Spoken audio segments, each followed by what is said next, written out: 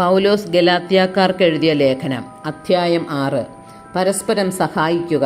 സഹോദരരെ, ഒരുവൻ എന്തെങ്കിലും തെറ്റിലകപ്പെട്ടാൽ ആത്മീയരായി നിങ്ങൾ സൗമ്യതയോടെ അവനെ വീണ്ടെടുക്കുവിൻ. നിങ്ങളും പ്രലോഭിതരാകാതിരിക്കാൻ ശ്രദ്ധിച്ചുകൊള്ളുവിൻ. പരസ്പരം ഭാരങ്ങൾ വഹിച്ചുകൊണ്ട് ക്രിസ്തുവിൻ്റെ നിയമം പൂർത്തിയാക്കുവിൻ. ഒരുവൻ താൻ ഒന്നുമല്ലാതിരിക്കെ എന്തോ ആണെന്ന് ഭാവിക്കുന്നെങ്കിൽ അവൻ തന്നെ തന്നെ വഞ്ചിക്കുന്നു. എന്നാൽ ഓരോ വ്യക്തിയും സ്വന്തം ചെയ്തികൾ വിലയിരുത്തട്ടെ. അപ്പോൾ അഭിമാനിക്കാനുള്ള വക അവനിൽ തന്നെ ആയിരിക്കും, മറ്റുള്ളവരിലായിരിക്കുകയില്ല. എന്തെന്നാൽ ഓരോരുത്തരും സ്വന്തം ഭാരം വഹിച്ചേ മതിയാവൂ. വചനം പഠിക്കുന്നവൻ തനിക്കുള്ള എല്ലാ നല്ല വസ്തുക്കളുടെയും പങ്ക് തൻ്റെ അധ്യാപകന് നൽകണം. നിങ്ങൾക്ക് വ്യാമോഹം വേണ്ട. ദൈവത്തെ കബളിപ്പിക്കാനാവില്ല. മനുഷ്യൻ വിതയ്ക്കുന്നത് തന്നെ കൊയ്യും.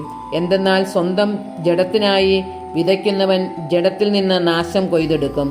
ആത്മാവിനായി വിതയ്ക്കുന്നവനാകട്ടെ ആത്മാവിൽ നിന്ന് നിത്യജീവൻ കൊയ്തെടുക്കും. നന്മ ചെയ്യുന്നതിൽ നമുക്ക് മടുപ്പ് തോന്നാതിരിക്കട്ടെ. എന്തെന്നാൽ നമുക്ക് മടുപ്പ് തോന്നാതിരുന്നാൽ യഥാകാലം വിളവെടുക്കാം. ആകയാൽ നമുക്ക് അവസരം ലഭിച്ചിരിക്കുന്നതുകൊണ്ട് സകല മനുഷ്യർക്കും, പ്രത്യേകിച്ച് വിശ്വാസത്താൽ ഒരേ കുടുംബത്തിൽ അംഗങ്ങളായവർക്ക് നന്മ ചെയ്യാം. അന്തിമ നിർദ്ദേശങ്ങൾ. എൻ്റെ സ്വന്തം കൈപ്പടയിൽ എത്ര വലിയ അക്ഷരങ്ങളിലാണ് ഞാൻ എഴുതിയിരിക്കുന്നതെന്ന് നോക്കൂ. ശാരീരികമായ ബാഹ്യകാര്യങ്ങളിൽ കൂടുതൽ ശ്രദ്ധിക്കുന്നവരാണ് പരിച്ഛേദന കർമ്മത്തിന് നിങ്ങളെ നിർബന്ധിക്കുന്നത്. ക്രിസ്തുവിൻ്റെ കുരിശിനെ പ്രതി പീഡിപ്പിക്കപ്പെടാതിരിക്കാൻ വേണ്ടി മാത്രമാണ് അവർ അങ്ങനെ ചെയ്യുന്നത്. എന്തെന്നാൽ പരിച്ഛേദനം സ്വീകരിച്ച അവർ പോലും നിയമം അനുസരിക്കുന്നില്ല.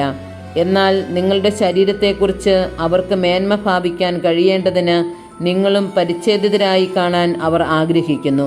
നമ്മുടെ കർത്താവായ യേശുക്രിസ്തുവിൻ്റെ കുരിശിലല്ലാതെ മറ്റൊന്നിലും മേന്മ ഭാവിക്കാൻ എനിക്ക് ഇടയാകാതിരിക്കട്ടെ. അവനെ പ്രതി ലോകം എനിക്കും ഞാൻ ലോകത്തിനും ക്രൂശിക്കപ്പെട്ടിരിക്കുന്നു. പരിച്ഛേദന കർമ്മം നടത്തുന്നതിലോ നടത്താതിരിക്കുന്നതിലോ കാര്യമില്ല. പുതിയ സൃഷ്ടിയാവുക എന്നതാണ് പരമപ്രധാനം. ഈ നിയമമനുസരിച്ച് വ്യാപരിക്കുന്ന എല്ലാവർക്കും, അതായത് ദൈവത്തിൻ്റെ ഇസ്രായേലിന് സമാധാനവും കാരുണ്യവും ഉണ്ടാകട്ടെ. ഇനിമേൽ ആരും എന്നെ ബുദ്ധിമുട്ടിക്കരുത്. എന്തെന്നാൽ ഞാൻ എൻ്റെ ശരീരത്തിൽ യേശുവിൻ്റെ അടയാളങ്ങൾ ധരിക്കുന്നു. സഹോദരരെ, നമ്മുടെ കർത്താവായ യേശുക്രിസ്തുവിൻ്റെ കൃപ നിങ്ങളുടെ ആത്മാവിനോട് കൂടെ ഉണ്ടായിരിക്കട്ടെ. ആമേൻ.